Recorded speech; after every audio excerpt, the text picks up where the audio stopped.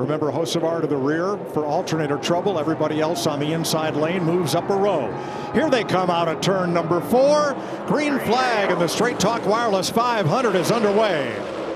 It won't take long. There they go.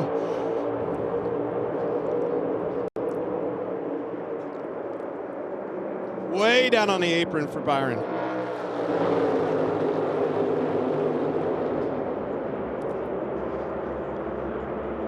Well, they all made it, so that's the first accomplishment of getting through turn 1. All that chaos, and now these guys are trying to feel where they need to be on the racetrack. Traffic is obviously tough in these cars, but you're going to see some guys shoot to the bottom right here that are trying to gain track position, and others try to take care of their car and keep it up on the racetrack. And who used it best? William Byron, up 3 spots already. Great start for him. Wow, 5 wide going into the corner there. And every lap they do, they see move up and look, open the door for Blaney. Try to move him up the racetrack, but Suarez will not go away. Every lap they do that, it slows him down and gives somebody else an opportunity, and that is Blaney. Reddick, the black car, trying to advance here on Ross Chastain. 5 cars in a very tight pile here. And they're about to be joined by another Denny Hamlin in the 11. Yeah, we haven't talked much about Denny Hamlin, but he absolutely dominated this race last year. It's been really quiet on the driver's side for Denny Hamlin and what we expect him to do. But on the ownership side, it's been really good. Roger must be smiling now. He's got the top 3 spots. Logano, Cindric, Blaney, with Larson Chevy in 4th and Tyler Reddick's Toyota. Kyle Busch, Anthony Alfredo. This could be the opportunity for Blaney, looking to the inside.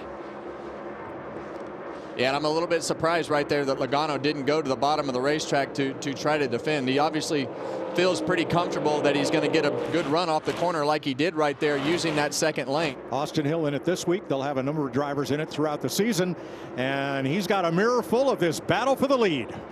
Finally got to that outside. Here he comes. It's exactly what he was wanting, but 3 wide in front of him. Look out. Where are you going to go? Noah Gragson in the middle. That 12 car's rolling the middle better. He's looking to the outside. It's exactly what he needed, Kev.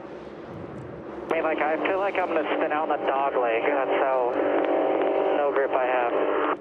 Yep, 4. Big changes coming. Keep holding on to it. I know you're fighting all you can.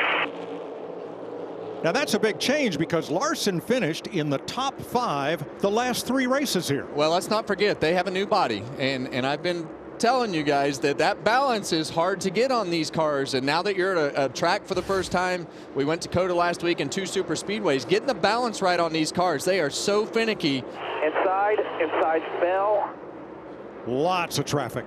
Yeah, Bell right there and Bell, for the spot. Yeah, he pins him on the outside right there behind that 88 car of Connor Zillage, so he's going to lose another spot right here at the end of this stage. Last lap, stage 1. Last fall, stage 1 went caution free. Looks like it's going to happen again here. It's good racing, though, so far in this race. There's been a lot of movement, a lot of people struggling with their cars, and some people really capitalizing. And I really love how they can move around the racetrack. It gives you a lot of options as to what you need to do. Ty Dillon trying to stay on the lead lap here. And that will happen as Ryan Blaney wins the stage. His 6th stage win at Phoenix, his most of all tracks. All right, to finish up pit stops, Larson too fast exiting. He restarts in the back. Ryan Preece slow on the left rear. Michael McDowell gained 8 spots in the pits. We're back to green as they fan out all across the racetrack. Well, and we've got a new player up front with the 20 car of Christopher Bell. He had a great pit stop, able to get in front of Joey Logano, and that is the one thing that Joey Logano does not want to see is a car in front of him. We've talked about how they struggle a little bit in traffic, and now he's going to have to battle here with Christopher Bell. And his teammate as well. You can see Denny right behind him. Go back to the pit stop. Blaney having that stall on the back stretch. A little bit problematic for him. Lost those 2 spots. Going to be harder to get after they make adjustments. One of the guys that I've been watching is the 97 SVG. I was teammates with him at Daytona one year for the 24. And what's remarkable about him is he's a big guy. He has finesse like you wouldn't believe. He has the softest touch on the pedals. And I think in a stock car at, what, 3,400 pounds, you're controlling so much of the pitch of the car with your feet. I know he doesn't have stock car knowledge on the ovals. That's what he's building, but he knows the technique to be smooth. He's got a high racing IQ, Big and time. that's what really matters. He's a quick learner, and I think as he knows that he needs to get better on the ovals, and when you challenge somebody with a racing IQ that high, they're going to figure it out. See him grab 5th gear right there, back down to 4th gear. One thing you have to be is versatile. You saw Denny run up the racetrack a couple laps ago. Now he's on the bottom, and Reddick lets him go. See how light his hand is right there off of turn 2? Because when you get to the 3/4 mark or the corner right there, the car wants to rotate on its own at that 3/4 mark. You have to anticipate that and then baby that throttle up off the corner to not let the car slide, but to try to get that right rear hooked up. Oh, Kyle Busch in the wall. Is that a right front going down? And a bad day gets worse in a hurry. Really has been fighting. It looks like the right front is down. Yeah, and we saw it was like lap 106 in the fall before we started having tire trouble, and you see that right front tire coming apart. So these guys all will get more aggressive, and they're going down on the apron on those restarts. Now we're still green. No caution. It's a very good point. No caution. I think he's going to get around here too. We got SVG around off of 4. He had just passed Bubba Wallace. He spins it around, gets going, and that will put us under caution for the second time today at lap 94. Townsend, there was your horse. Sold him too early. Must have had help. All the tires are around. All the tires are up on this car, but a huge break for Kyle Busch. Oh, no. Got a tire down. Yeah, he's got a tire down right there. That's why it's always great that we have these in-car cameras. You can correct when you're wrong, but you can hear the tread off of that tire actually hitting the crush panels in the car. So he had a tire issue right there. Ryan Blaney had to come back to pit road. He had a loose wheel. No, say it's not so. So he will restart back about 28th. Bubba Wallace too fast exiting pit road. He will also start in the back. Comes Briscoe. These Gibbs cars mean business, making a ton of grip on these long runs. Well, and starting up front, they've been able to fire off pretty good too, and that is double trouble for everybody else that's been up front so far. The 22. Oh, big pile up here. Suarez, unfortunate there. Started 4th. Had a great day going. Was 7th at the end of stage 1. His best stage result here. We roll around here. Just gets loose right on the inside of, I think that's Keselowski up in it. Was that Elliott that he got in on the outside? Yeah, but just got loose down on the bottom on the apron. Shortcut that dog leg right there, but Reddick's still going to be on the outside. His car was really good in practice, but since we've dropped the green flag, Clint, that 45 car has been right at the front of this pack. Momentum, buddy. Can't beat it. I've been to a lot of race shops and had a chance to go to that 2311 facility last fall, and boy, you walk in there and it just smells like expectation and purpose. Carson Hocevar, he has fought his way up to 9th place. Teammate Michael McDowell moving with him. 77's kind of like the Christian Rasmussen of the Cup Series, the kid that almost won yesterday with a brave drive, but every time I seem to tune into the Cup Series, this guy's in the middle of the hurricane, as you said, Mike. Oh, he's brave, all right. That's exactly right. Yeah, we were outside their garage when they were having their issues before the start of the race there. And, you know, Jeff Dickerson, one of the owners there, said, disappointed, we got to start from the back. The car's got pace. I said, 312 laps, Carson behind the wheel, fast race car, no stress. He'll be up there in no time. Hope so too. All right, let's. Leader's got tire trouble. No, that's Briscoe. Try to keep up, stay up here. Keep So rolling Chase Briscoe is in the wall and caution is out. And Larry, what was he saying earlier on the radio? He'd been complaining about a vibration for about the last 10 or 12 laps right there, and that right there was about 24 to 25 laps. Worst feeling as a racing driver to have a failure like this going into a corner. You just have absolutely no chances. You take a look at the 19, smoke coming off.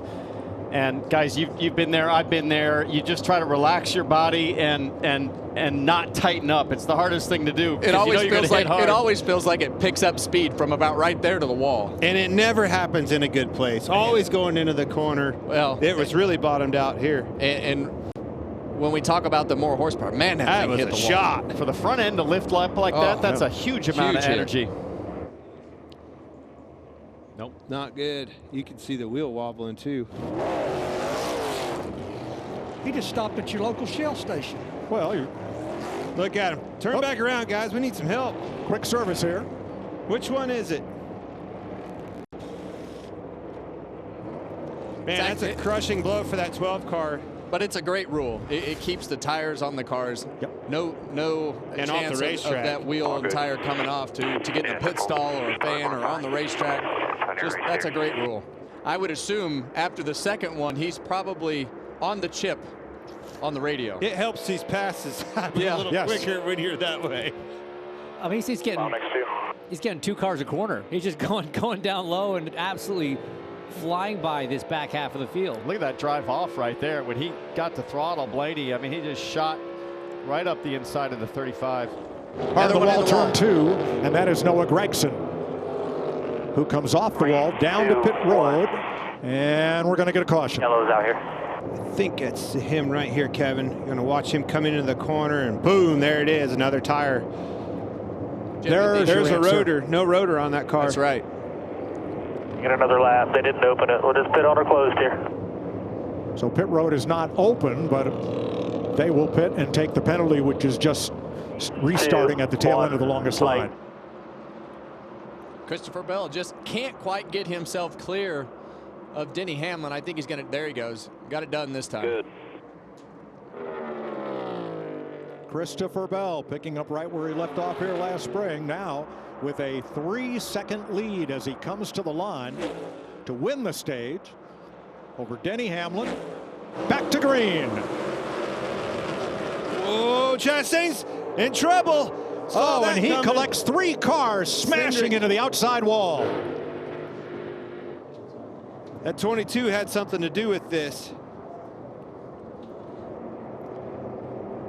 8th caution, lap 217. Tough day for Anthony Alfredo and Austin Cindric. Dang it. I didn't mean to do that, obviously. Tried to flip him. As soon as he came down got on him the right apron, there. right at the wrong time. I don't think he meant to do that, but it doesn't change the fact. Huge hit for Alfredo, and bigger for Cindric. Cindric took a massive hit right there. Sure did. With a good car. Solid weekend. Unloaded a fast race car with that 2 car.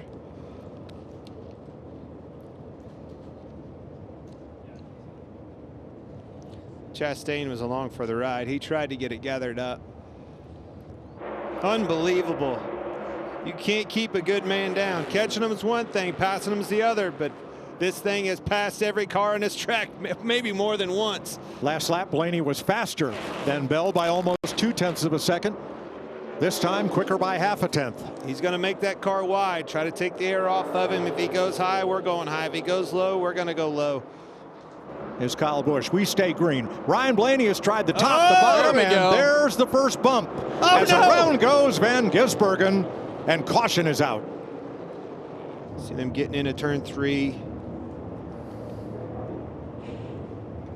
Did Austin? I mean, obviously he was behind him. Did he get into him or was he just loose? Hard to tell right there. It was really close. Watch this. Kind of the same thing. The old chrome horn going.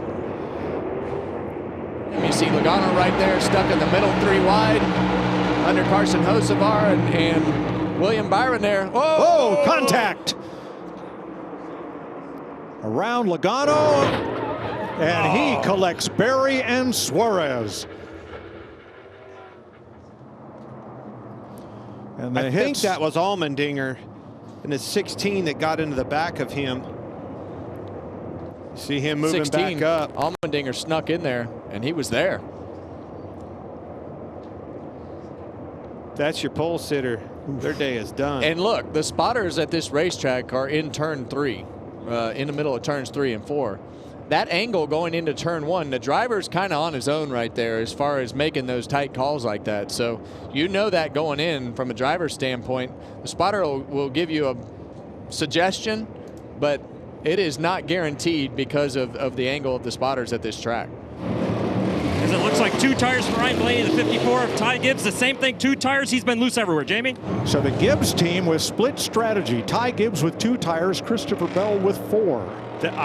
I just saw deja vu right there. I'm afraid. Looks a lot like last fall, doesn't it? Yep.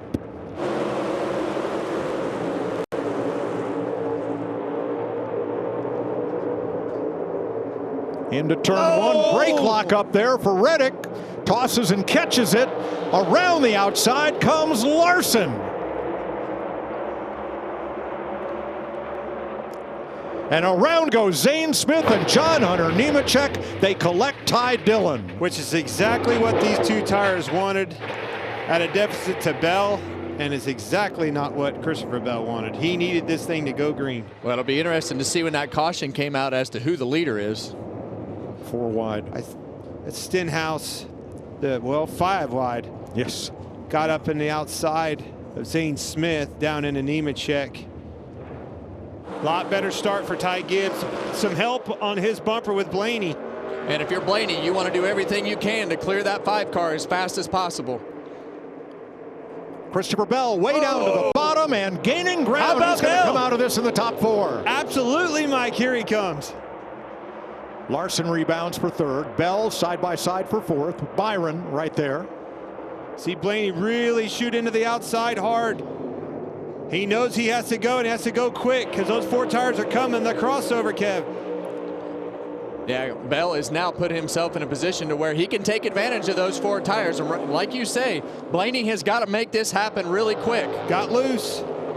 Well, if you're Ryan Blaney, that's what you wanted. You wanted him to think that you were going to go high. He's got here he comes. Car on the ropes right here. Shortcut for Blaney. Will get him the lead going into the corner. He's clear. Shot way up. Crossover. Can he hold it now off the corner? This has been his strong suit the whole time. He's in the lead. Christopher Bell on the bottom. If he completes this pass, he'll have 6 laps left to go after Ryan Blaney. Well, he's got it done right here. Both races last year here decided by a last lap pass. White flag, 1 lap to go, sponsored by Credit One Bank. Half a second. Might as well be from here to eternity. What a roller coaster of a day. Battled adversity, troubles in the pits, fast race car, past the field not once but twice. Unbelievable. That's what a championship team does, Clint. They've been here before. To complete the weekend sweep for the most admired man in American motorsports, Ryan Blaney wins for Ford and Roger Penske. Yeah. Good job.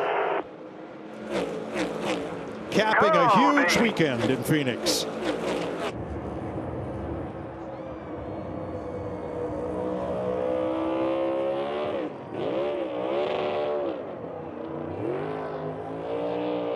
Hi folks, Lee Diffie from NBC Sports. If you enjoyed what you just watched, well, it's time to bring the action and subscribe to the Motorsports on NBC YouTube channel. You can have it all: news, highlights, interviews, and analysis. So go for it.